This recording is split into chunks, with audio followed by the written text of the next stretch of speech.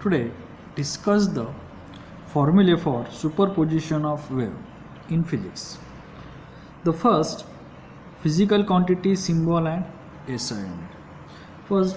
First physical quantity is maximum used in this chapter, the wavelength. Wavelength symbol lambda, SI unit meters. Frequency symbol small n, SI unit hertz or per second. आता frequency आणि wavelength हे आपण ऑसिलेशन्समध्ये सुद्धा पाहिलेले आहेत आणि frequency हे units आपलं रोटेशनल डायनॅमिक्स ह्या चॅप्टर्समध्ये सुद्धा झालेले आहे. तेच युनिट्स काय होतात ते रिपीट आपण पुष्कळ युनिट्स आहेत ते फिजिकल क्वांटिटी ऑलरेडी पाहिलेलेच आहेत, म्हणजे velocity, linear velocity, angular velocity, त्या फिजिकल क्वांटिटी आपण पुन्हा काही इथे पाहणार नाही. वेव वेलॉसिटी ही वेलॉसिटीच आहे, फक्त इथे वेवच्या फॉर्ममध्ये म्हणून त्याला आपण काय म्हणतो wave velocity. Symbol V unit metre per second. Beat frequency and this frequency same. Frequency n unit hertz or per second. Time period capital T unit second. Amplitude symbol small a, SI unit m. आता ॲम्प्लिट्यूड्समध्ये दोन येतात, एक ॲम्प्लिट्यूड्स आणि दुसरं resultant amplitude. Resultant amplitude असेल तर त्याचं unit लिहितो आपण, सिम्बॉल लिहितो कॅपिटल A आणि युनिट सेमच आहे ते म्हणजे काय मीटर्स. तर हे जे दोन आहेत हे सुद्धा आपण ऑसिलेशन्समध्ये पाहिलेले तेच इथे येतात. फेज डिफरन्स किंवा चेंज इन फेज तो काय डेल. युनिट आहे त्याचं रेडियन. आपण ऑसिलेशन्समध्ये तिथे अल्फा हे सुद्धा यूज केलं आहे. थीटा अँड फाय हे सुद्धा आपण युनिट फेजसाठी यूज केलेले आहे. टेन्शन टी, टाईम पिरियडचा वेगळा आहे आणि हा टी, त्याचं युनिट आहे न्यूटन. टेन्शन म्हणजेच अप्लाइड झालेला फोर्स की जे आपण रोटेशनल डायनॅमिक्समध्ये पाहिलं आहे. Mass per unit length symbol small M and linear density हे दोन्ही एकच आहे. दोघांचं सिम्बॉल काय स्मॉल एम आणि SI युनिटसुद्धा kg पर मीटर्स. End corrections symbol small E and measure in meter. Density symbol rho kg per meter cube. ह्याच्यामध्ये फक्त आपलं एंड करेक्शन हीच एक येते नवीन सिम्बॉल म्हणजे फिजिकल क्वांटिटी. बाकी सगळ्या फिजिकल क्वांटिटी आपण याच्या आधीच्या चॅप्टर्समध्ये पाहिलेले. आता आपण ॲक्च्युअल्स फॉर्म्युले पाहू. फर्स्ट फॉर्म्युला आपला simple harmonic progressive wave travelling along the positive X axis is given by, म्हणजे आपलं सिंपल हार्मोनिक प्रोग्रेसिव्ह वेव्हचं इक्वेशन ते काय y is equal to a sine 2π in bracket t divided by t minus x by lambda. ह्याचं अजून एक equations तुम्ही लिहू शकता. a sine 2π n t minus 2π x by lambda आणि 2π बाय लॅम्बडाच्या ऐवजी आपण k हे सुद्धा सिम्बॉल वापरू शकतो किंवा 2π n च्या ऐवजी आपण ओमेगा, म्हणजे हाच फॉर्म्युला आता आपण रिराईट करू. a sine 2π n means omega t minus 2π लॅम्बडाच्या ऐवजी मी लिहितो k x. असे डिफरंट फॉर्म्युले आहेत. मग ह्या फॉर्म्युलेचं आपण जर पॉझिटिव्ह एक्स ॲक्सिस डायरेक्शन असेल तर मध्ये मायनस साईन लिहितो आणि तोच फॉर्म्युला निगेटिव्ह एक्स ॲक्सिस असेल तर मध्ये काय येणार प्लस येणार. हे दोन्ही फॉर्म्युले सेम आहेत. y is equal to a sine 2π small t divided by capital T plus x divided by lambda. हे दोन्हीच्या दोन्ही फॉर्म्युले काय आहेत आपले सारखे आहेत, फक्त निगेटिव्ह डायरेक्शनला प्लस साईन येतं आणि पॉझिटिव्ह डायरेक्शनला मायनस साईन येतं, एवढाच डिफरन्स आहे. Next formula stationary wave. ज्यावेळेस दोन सिम्पल हार्मोनिक प्रोग्रेसिव्ह वेव्हचं आपण कॉम्बिनेशन्स करू त्यावेळेस आपल्याला काय भेटते, टेशनरी वेव्ह. आता त्या दोन वेव्हपासून तयार झालेले इक्वेशन काय तयार होतं, 2a cos 2 pi x divided by lambda into sine 2 pi n t. ते दोन ट्रिग्नोमेट्री फंक्शन, एक कॉस आणि दुसरं साईन. आपल्या इक्वेशन्समध्ये स्टँडर्ड इक्वेशन्समध्ये काय फक्त साईन ट्रिग्नोमेट्री फंक्शन्स आहे. म्हणजेच y इज इक्वल टू ह्या संपूर्ण टर्मच्या ऐवजी काय लिहितो मी, A capital A sine 2 pi n t.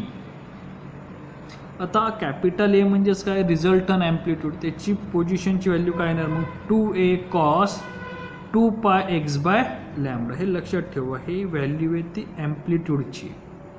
मग स्टेशनरी वेव्हजमध्ये ॲम्प्लिट्यूडच्या दोन पोझिशन्स तयार होतात, एक नोड पोझिशन आणि दुसरी अँटी नोड पोझिशन्स. नोड पोझिशनला ॲम्प्लिट्यूड काय असतं, 0 असतो. म्हणजे जिथे ही संपूर्ण व्हॅल्यू π/2च्या रेंजमध्ये येते, म्हणजे 90 to 70, तिथे ॲम्प्लिट्यूड काय येणार आहे, 0 येणार. आणि जिथे अँटी नोड्स म्हणजे ॲम्प्लिट्यूड मॅक्झिमम +-2 म्हणजे जिथे कॉस्टची व्हॅल्यू काय येते, 0 π 2 π ह्या रेंजमध्ये येते, तिथं आपलं काय तयार होणार, अँटी नोड्स. असे आपले दोन ॲम्प्लिट्यूडचे रिलेशन्स, हे सुद्धा 1 मार्क्सला MCQला विचारलं. त्याच्यानंतर रिझल्टंट ॲम्प्लिट्यूड्सचं relations, amplitude and intensity of wave. तर ॲम्प्लिट्यूड आणि इंटेन्सिटी वेव्हच्या आधी आपण रिझल्टंट ॲम्प्लिट्यूडचे इक्वेशन्स पाहू. A is equal to √a1² plus 2a1a2 cos 5 plus a2². आपले जे सिम्पल हार्मोनिक प्रोग्रेसिव्हचे इक्वेशन्स आहे, आता इथे आपण y1 घेऊ, a1 साईन ω_t प्लस 0 आणि दुसऱ्यासाठी y2 is equal to a2 sine ω_t plus 5. हा जो 0 आणि 5 हे अँगल आहेत आणि ह्या दोघांचा डिफरन्स म्हणजे हा five, change in phase. Five म्हणजे काय आपला, चेंज इन फेज. इथे आपण ऑसिलेशन्समध्ये α1 आणि α2 घेतलं होतं. इथे आपण समजा ते α1 आणि α2 आपले आता सुपर पोझिशन्स ऑफ वेव्हच्या इक्वेशन्समध्ये 0 आणि 5 होतं. पण ऑसिलेशनचा जर रेफरन्स घेतला तर इक्वेशन सेम येतं, दोन ॲम्प्लिट्यूडपासून तयार झालं म्हणजे रिझल्टंट ॲम्प्लिट्यूड. ह्याचं असलेलं सिम्पल इक्वेशन्स. ए हा रिझल्टंट ॲम्प्लिट्यूड आहे आणि a1 आणि a2 amplitude of given wave, त्या दोन्ही वेव्हचं असलेलं तुम्हाला दिलेलं ॲम्प्लिट्यूड आहे a1 अँड a2. आता इंटेन्सिटीचं रिलेशन्स काय, intensity is directly proportional to the square of amplitude. म्हणजे जिथं मॅक्झिमम इंटेन्सिटी असेल तिथं मॅक्झिमम ॲम्प्लिट्यूड येणार आहे. मग मॅक्झिमम ॲम्प्लिट्यूडचं रिलेशन्स काय येतं ह्या दोन वेव्हचं, a1 plus a2 bracket square. म्हणजे जिथे फेज आपला 0 π 2 π 3 π असा असेल, बरोबर की नाही, तिथे रिलेशन्स काय येणार, a1 plus a2 bracket square. दुसरं आय मिनिमम, म्हणजे जिथे आपली इंटेन्सिटी काय येते, मिनिमम येते. आता इंटेन्सिटी मिनिमम कुठे येणार, आउट ऑफ फेजला. म्हणजे जिथे आपलं फाय म्हणजे चेंज इन पाय, हा फाय हा पाय 3 π 5 π असा असेल, तिथे आपली इंटेन्सिटी काय असणार आहे, मिनिमम असणार आहे. आणि ही कुठे येणार आहे, फाय 0 2 π 4 π ह्या पोझिशनला चेंज इन फेज म्हणजे हा फेज, तिथे काय येणार आहे, a1 plus a2 bracket square आणि मिनिममसाठी a1 minus a2 bracket square. असा हा चेंज इन फेजमधलं रिलेशन्स आहे, मॅक्झिमम आणि मिनिमम इंटेन्सिटी. हे सुद्धा आपल्याला CET साठी importance formula, I max and I minimum. Next, velocity of transfer wave on a string is given bye. आता ट्रान्सफर वेव्हचे असलेली व्हेलॉसिटी, तर सिम्पल फॉर्म्युला व्हेलॉसिटीचं काय येतो, √T/m. T मीन्स टेन्शन आणि small m means mass per unit length or linear density. त्याचा formula काय, small mचा capital M divided by capital L. Capital M म्हणजे मास ऑफ स्ट्रिंग आणि कॅपिटल L म्हणजे length of string असा simple formula. हे velocity of transfer wave on a string, त्याच्यावर depend असलेली टेन्शन.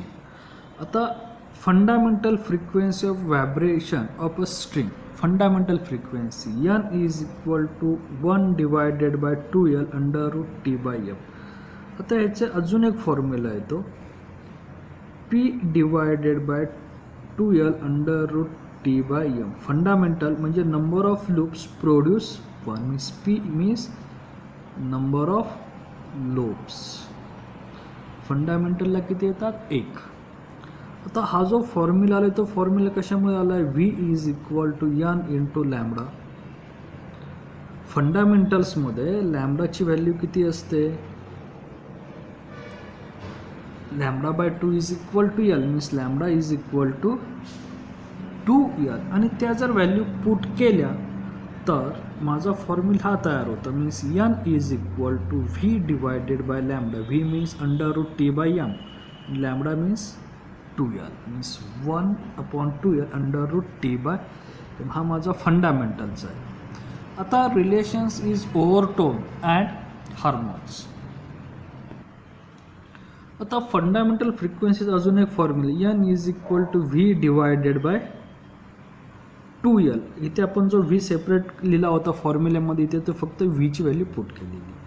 तर त्याच्यानंतर frequency of the pth harmonic म्हणजे p म्हणजे फर्स्ट असतो तो आपला फंडामेंटल मोड, किंवा त्याला आपण फर्स्ट हार्मोनिक्स म्हणतो. म्हणजे फर्स्ट हार्मोनिकसाठी काय येणार, p v म्हणजे हा v डिवायडेड बाय 2l और pn. p means number of loops आणि n मीन्स तुमची असलेली फंडामेंटल फ्रिक्वेन्सी. आता फ्रिक्वेन्सी ऑफ पिथ नंबर ऑफ ओव्हरटोन. ओव्हरटोन हा 1नी जास्त असतो, म्हणजे फंडामेंटल मोड त्याच्यानंतर फर्स्ट ओव्हरटोन. म्हणजे फर्स्ट ओव्हरटोन म्हणजे काय येणार 1 + 1 2v डिवायडेड बाय 2l. म्हणजे त्यालाच आपण काय म्हणतो हार्मोनसुद्धा म्हणतो, म्हणजे इथे सेकंड हार्मोन तयार होणार. बरोबर आहे. असे हे दोघांमधले रिलेशन्स येते लक्षात, पिथ ओव्हरटोन अँड पिथ हार्मोन, त्या दोघांमधलं रिलेशन्सनुसार. आता आपला नेक्स्ट आहे लॉ ऑफ व्हायब्रेटिंग स्ट्रिंग. एकूण 3 लॉ आहे. Law of length, n into l is equal to constant. जर आपल्याला नंबर ऑफ रीडिंग असतील तर first frequency into first length is equal to second frequency into second length is equal to third frequency into third length. हे कसं असतं, constant असतात. त्याच्यानंतर law of tensions. तर लॉ ऑफ टेन्शन्स काय आहे, n divided by under root T is equal to constant. म्हणजेच n1 divided by under root t1 is equal to n2 divided by under root t2 is equal to constant. तर हे जे फॉर्म्युले ते basic फॉर्म्युले आले ते आपल्या फर्स्ट फंडामेंटलच्या फॉर्म्युलेने. n is equal to 1/2l under root T by m. Law of लेंथच्या वेळेस टेन्शन आणि मास हे काय आहे, मास पर युनिट लेंथ किंवा लिनियर डेन्सिटी कॉन्स्टंट आहे. लॉ ऑफ टेन्शनच्या वेळेस लेंथ आणि लिनियर डेन्सिटी कॉन्स्टंट आहे. आता तिसरा येतोय तो आपला काय येणार, law of linear density. Law of linear density काय येणार, frequency into under root of mass per unit length is equal to constant. म्हणजेच therefore n1 under root m1 is equal to n2 under root m2 is equal to constant functions. हे आपले basic 3 lodge आहेत. त्याच्यानंतर law of density आहे किंवा तिथे आपलं specific ग्रॅव्हिटीचे लॉ येतात. Next end corrections. एंड करेक्शनचे 2 आहेत. एक vibrations of air column in a pipe closed at one end आणि vibrations of air column in a pipe open at both end.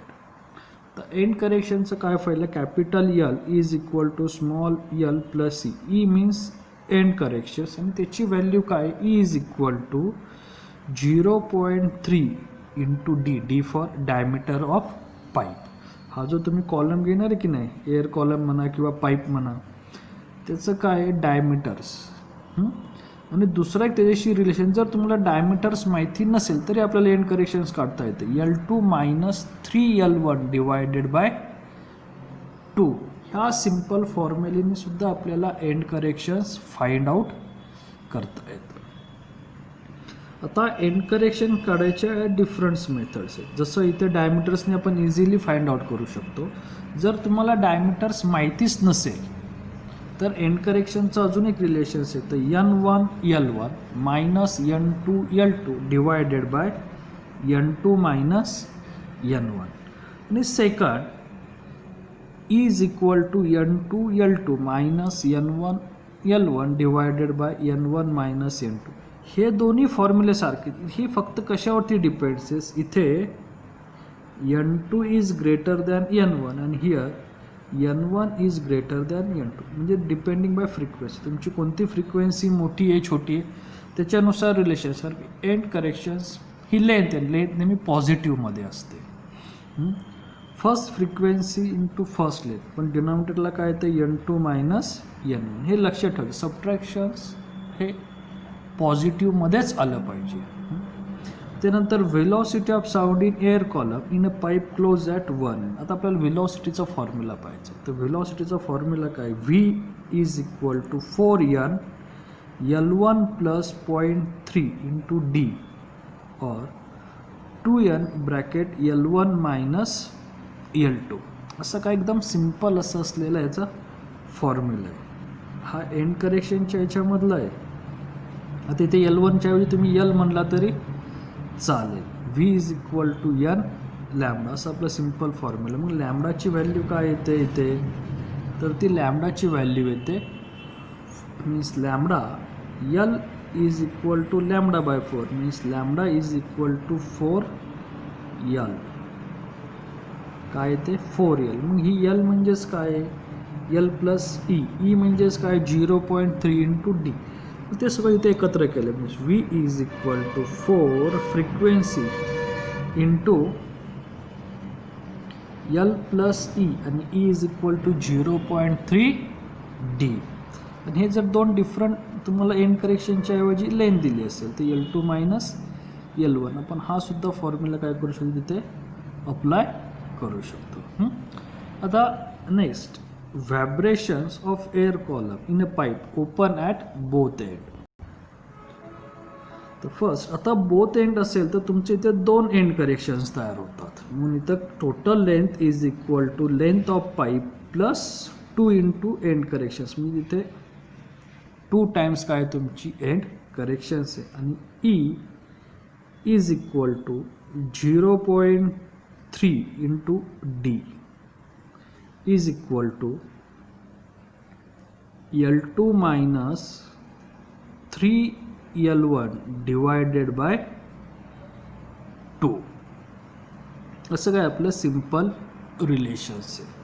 त्याच्यानंतर इथे E इज इक्वल टू जसं आपण close 1 एंडला केलं तसंच इथे N2 L2 minus N1 L1 divided bye 2 times. इथे एंड करेक्शन्स किती 2 टाइम्स म्हणून 2 N1 मायनस N2. आणि second formula change the positions N1 L1 minus N2 L2 divided by 2 N2 minus N1. असे दोन सिम्पल फॉर्म्युले ओपन ॲट बोथ एंडचे तयार होतात. Next, vibrations of air column in a pipe close at 1 end.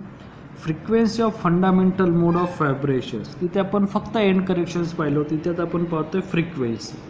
तर फंडामेंटलच्या वेळेस NC is equal to V divided by 4L. कारण इथे फक्त आपलं एक नोड आणि अँटीनोड तयार होतं आणि त्यांच्यामधलं डिस्टन्स किती आहे लॅम्बडा बाय 4. म्हणून लॅम्बडा येतो आपला 4L. हिअर काय काय एक्झाम्पलमध्ये तुम्हाला एंड करेक्शन देत नाही, म्हणजे तिथं आपण ते निग्लेक्ट केलं. जर एंड करेक्शन्स मला दिलं असेल तर फॉर्म्युला काय येणार, स्मॉल L प्लस E. इथे फक्त लेंथ ऑफ पाईप दिले. एंड करेक्शन जर नसेल तर, आणि विथ एंड करेक्शन असेल तर स्मॉल L प्लस E.